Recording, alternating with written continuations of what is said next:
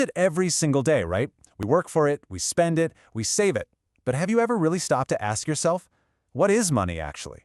It seems so simple, but the real idea behind it is one of the most fascinating concepts in our world. So, let's dive in.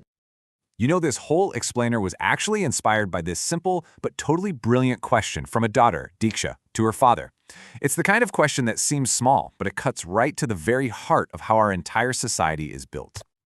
See, when Diksha asks about money, she's not really asking about the paper or the coins. She's asking about what those things can get us, from the absolute essentials like food and education, all the way to the little joys in life, like an ice cream cone on a hot day. So here's the key. To really understand what money is, we first have to understand what it does. It's not just a thing, it's more like a tool. A tool with three very specific, very important jobs that make our whole modern world possible. To see why we need it, just imagine for a second a world with no money at all. You'd be stuck bartering. Let's say you've got a bunch of rice, but what you really need is a goat. Well, first you have to find someone with a goat who also happens to want rice right now. And how many bags of rice is one goat worth anyway? It's a complete mess, super inefficient. And that's where money's first big job comes in. It's a medium of exchange. It's that one thing, that middleman that we all agree has value. So now the goat farmer can just take your money and then use it to buy whatever he actually wants whenever he wants it. It makes trade incredibly smooth. Okay, job number 2. Money is a unit of account. Think of it like a universal ruler for value. Instead of saying a car is worth, 200 goats, we can just give it a price in dollars or rupees. It gives everything a clear, easy-to-compare value. And its third crucial job is to be a store of value. I mean, you can't save a pile of bananas for your retirement, right? They'd rot. But you can save money because you trust that the value it holds today will still be there for you to spend tomorrow or next year or even decades from now. But this leads us to a huge puzzle. We just said money needs to be a store of value, but the cash in our wallets is, well, it's just paper. So how on earth can a basically worthless piece of paper do such an important job? No, really, think about this for a second.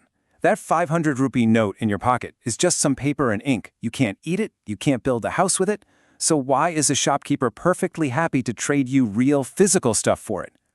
Well, the answer comes down to two different kinds of money. For most of history, people used what was called commodity money, things that had their own built-in value, like gold, silver, or even salt.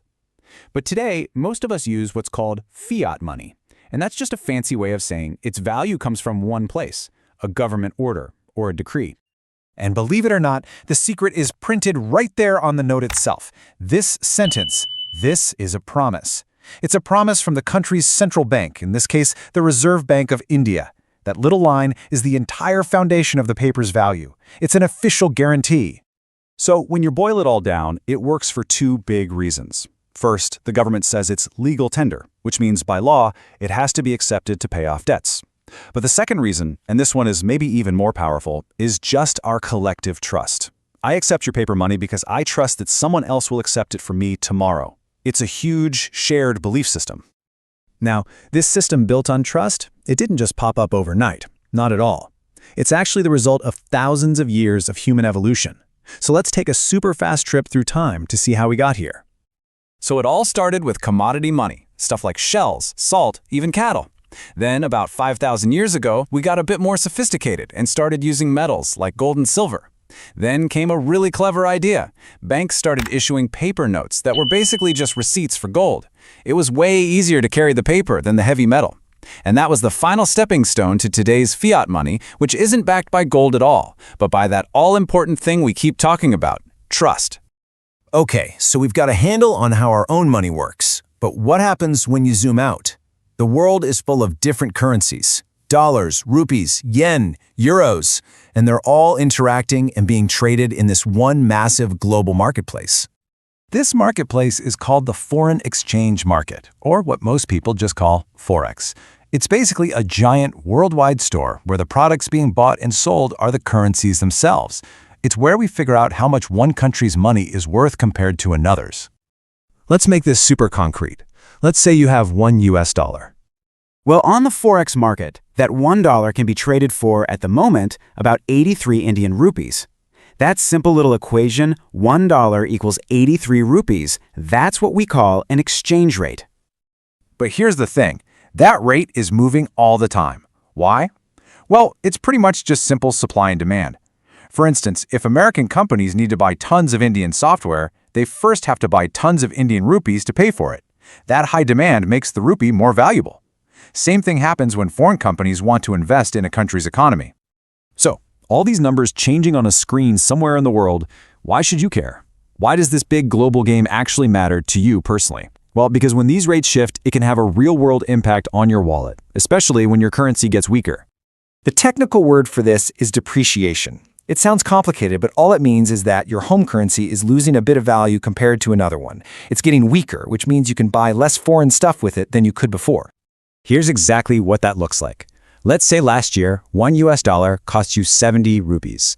But this year, that same single dollar cost you 83 rupees. That means the rupee has depreciated. You now need to spend more of your own money just to buy the exact same thing.